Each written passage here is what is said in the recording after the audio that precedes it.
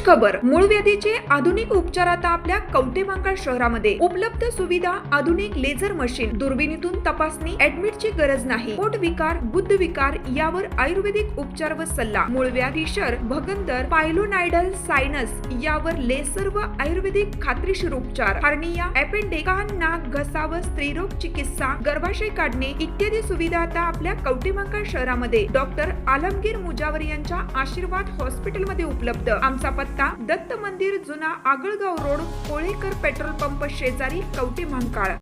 प्रत्येक बातमीतील घटनेच्या वास्तविकतेची तुलना थेट पाहत रहा सांगली अपडेट। सांगली शहर पोलीस ठाण्याच्या हद्दीतील सराईत गुन्हेगार पवन धर्मेंद्र साळुंखे, वय वर्ष 26 वर्ष, राहणार बालाजी आवास, जुना बुधगाव रोड, सांगली, तालुका मिरज, जिल्हा सांगली यास महाराष्ट्र प्रतिबंधक घातक कृत्य अधिनियम MPDA अंतर्गत 1 वर्षासाठी स्थानबद्ध करण्याचे आदेश जिल्हाधिकारी तथा जिल्हाधिकारी सांगली यांनी पारित केले आहेत।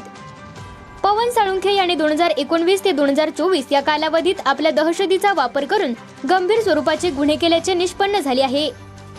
आर्थिक फायद्यासाठी हिंसक मार्गाचा अवलंब करणे, दहशत निर्माण करून खंडणी उकळण्याचा प्रयत्न, जबरी चोरी, रात्रीच्या वेळी घरफोडी, बेकायदेशीर शस्त्रांचा वापर, शासकीय आदेशांचे उल्लंघन करणे तसेच तरुण व अल्पवयीन मुलींना त्रास देणे अशा स्वरूपाच्या अनेक गंभीर गुन्ह्यांमध्ये त्याचा सहभाग असल्याचे तपासात समोर आले आहे।